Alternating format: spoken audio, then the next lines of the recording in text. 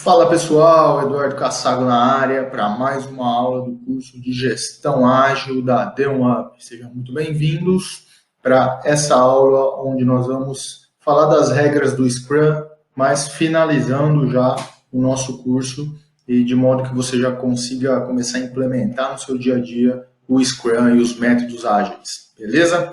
Então, com a minha famosa frase de início de aula, hoje eu quero deixar uma bem famosa para vocês, um chavão, né? E eu gosto de usar chavão, porque se é um chavão, quer dizer que é amplamente utilizado. Então, deixa eu só diminuir aqui o meu carão. E quem disse isso foi o nosso querido Peter Drucker. Quem não conhece, pesquise a respeito, mas eu acho quase impossível pessoas de administração, de gestão e áreas afins não conhecer esse cara. Então, ele disse uma vez que cultura engole estratégia no café da manhã. Olha que legal. Cultura engole estratégia no café da manhã. Muito do que a gente vai falar, tudo tem muita relação com o que a gente tem dito no curso até aqui, né? Então, se você está tentando mudar uma cultura, alguma coisa, implantar um novo modo de trabalho, tome cuidado com a cultura anterior, tá? Porque ela vai engolir a sua estratégia se você não tomar cuidado. Então, só para recapitular, a gente vai falar dos 3 papéis que o Scrum apresenta: Product Owner, Scrum Master e time de desenvolvimento. Product Owner é aquele cara que cuida do backlog, que faz a interface com o cliente, que prioriza o que deve ser feito, que traz a visão de negócio para dentro do time, enquanto que o Scrum Master é aquele líder servidor que remove os impedimentos, que garante a visão do time, e o time garante o objetivo, né, de atingimento da meta do time, e o time de desenvolvimento é aquele time multidisciplinar que tem ali todas as skills necessárias para implementar um produto interessante para o cliente, além de ser auto-organizado. Nós vimos nas aulas anteriores detalhadamente a responsabilidade de cada um, as atribuições de cada um, e hoje, então, a gente viu também, na verdade, né, as questões das cerimônias do Scrum, onde cada um desses papéis entram, como, por exemplo, o PO, responsável pelo Product Backlog, ele vai separar ali as tarefas mais prioritárias para que o time conheça elas na planning, e em comum acordo, em conjunto, defina ali quais aquelas que vão entrar para ser executadas dentro do sprint, e aí sim, Scrum Master, time de desenvolvimento, taca o pau em cima ali das atividades que devem ser desenvolvidas, rodando o sprint, rodando o planning, o sprint, as daily meetings todos os dias, depois no fim a review, a retrospectiva para que a melhora contínua aconteça, para que o time sempre desempenhe mais, para que assim no final a gente tenha a entrega de um incremento do produto para o cliente, né, que ele consiga já usar. Então, foi mais ou menos isso que a gente disse. E agora eu vou dar algumas dicas finais, né, para que você que quer ser PO, você que quer ser Scrum Master, quer participar de um time de desenvolvimento Scrum, consiga se desempenhar melhor, consiga implementar melhor todas essas técnicas, tá? A primeira delas tem a ver muito com o papel do PO, que é como escrever uma tarefa adequadamente, como definir uma tarefa adequada, como saber que o meu time vai entender, como se o meu time não vai entender. Essa técnica aqui, ela vem de um outro framework ágil que chama Extreme Programming, que é o famoso XP, tá? Lá tem algo que chama User Story, que é histórias de usuário, e aí é um outro conceito no qual eu não vou entrar aqui, mas esse conceito ele mostra como escrever muito bem uma tarefa, como escrever muito bem uma atividade para aquele time desenvolver. E essa escrita, essa boa escrita, ela passa por esse acrônimo, que é o INVEST, né? Então ele fala lá, o autor, ele fala que investir em boas descrições de tarefas é valioso. Então ele fez esse acrônimo INVEST, e daí saíram algumas regrinhas de como escrever bem uma tarefa ali do backlog para o meu time desempenhar.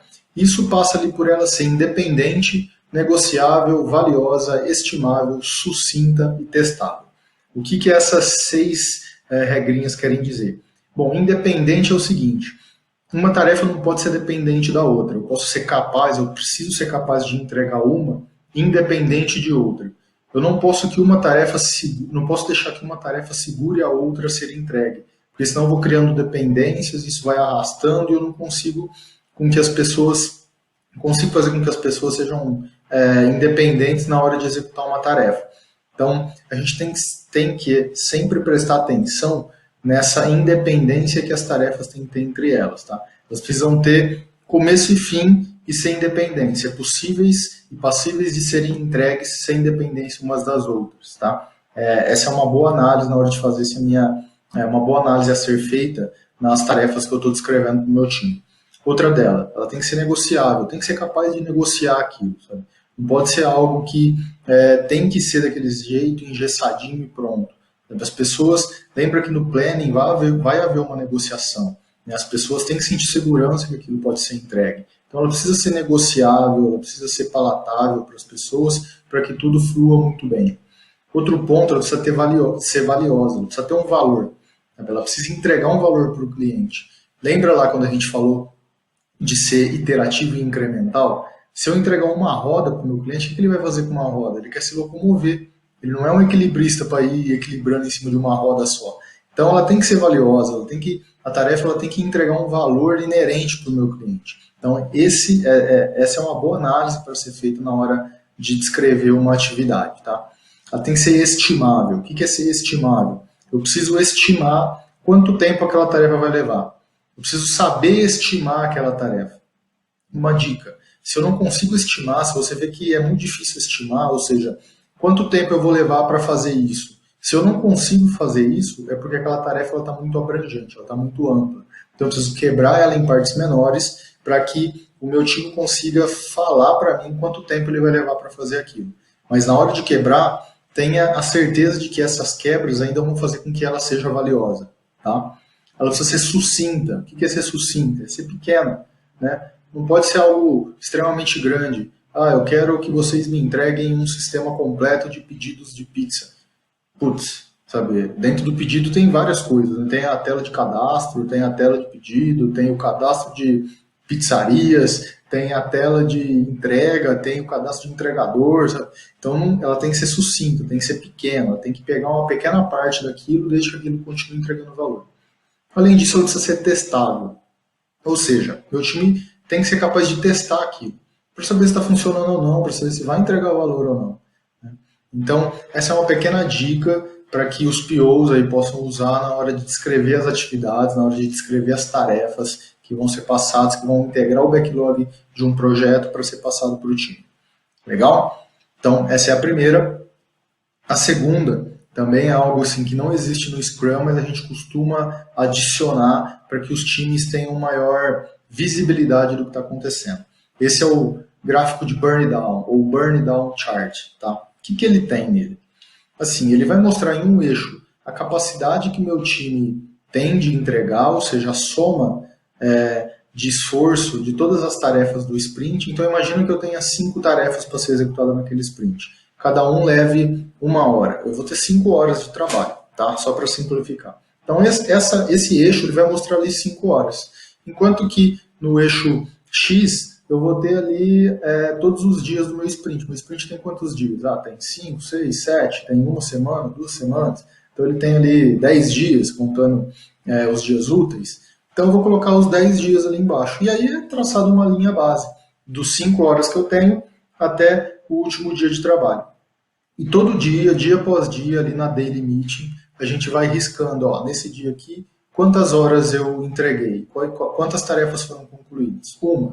Quantas horas ela tem prevista? 1, então eu tenho mais 4 horas para trabalhar. E assim eu vou grifando, eu vou marcando o meu gráfico. Note que ele vai criar uma linha base, né, que a gente tem, e a linha real do que está acontecendo. Essa linha real do que está acontecendo, ela vai trazer para a gente visibilidade do projeto. Ou seja, ela vai mostrar para mim se eu estou adiantado, se eu estou atrasado, se eu tenho que desempenhar mais esforço, se eu já posso falar com o PO, falar para ele, a gente estimou errado, pode trazer mais coisas para a gente fazer, porque a gente vai acabar antes.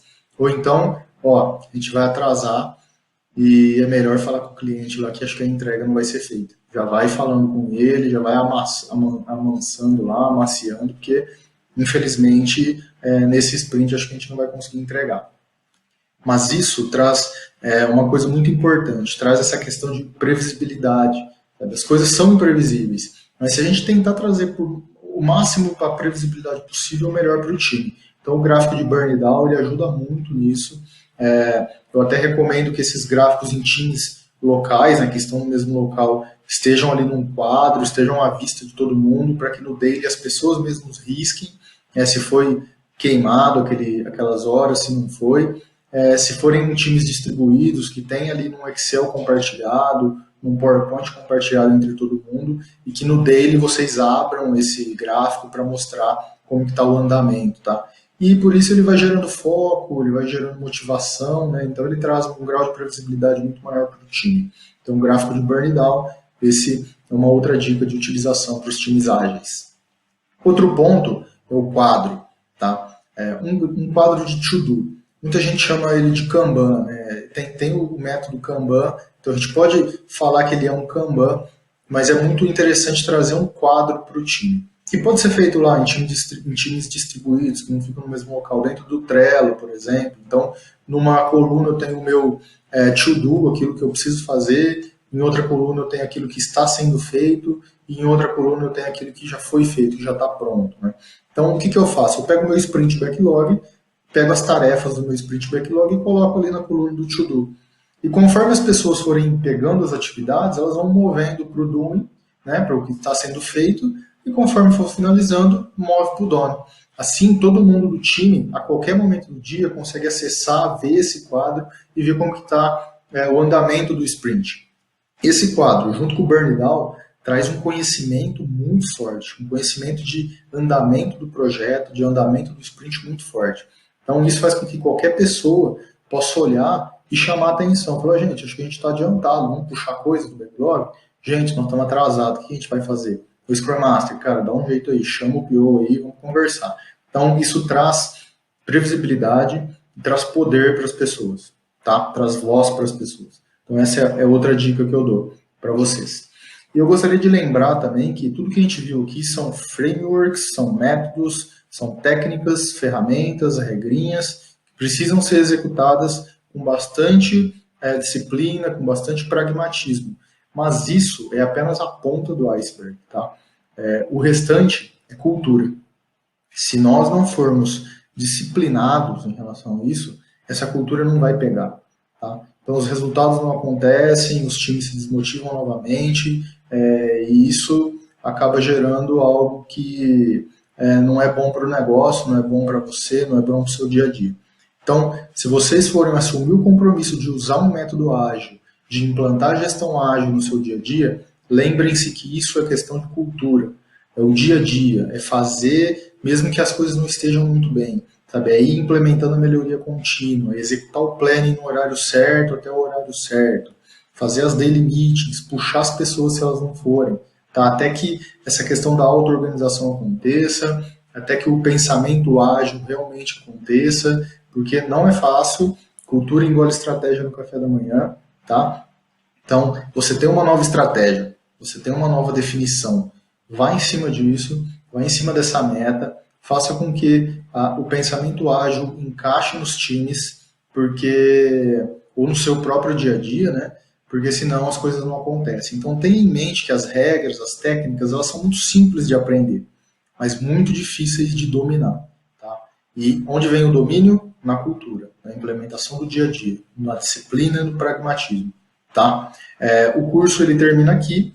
Eu agradeço vocês pela dedicação, pela inscrição, por ter realizado todas as aulas. Espero que seja útil para vocês. Lembrando que precisa ser implementado com uma cultura bem disciplinada para que funcione, tá? Eu estou à disposição, caso tenha alguma dúvida, nos canais da D1UP, estou à disposição para tirar dúvidas, para conversar com vocês sempre que possível, e eu espero que vocês continuem com esse estudo, né, que vocês implementem no dia a dia, porque aí as dúvidas vão aparecer. Eu estou sempre disponível para conversar, para trocar ideia, tá? Fazer mentorias a respeito. Fiz isso com startups nos últimos anos e tem dado muito resultado. Beleza? Espero que vocês tenham gostado. Deixo o meu carinhoso abraço, um forte abraço para vocês e a gente se vê nos próximos cursos da D1UP. Valeu, galera. Muito obrigado.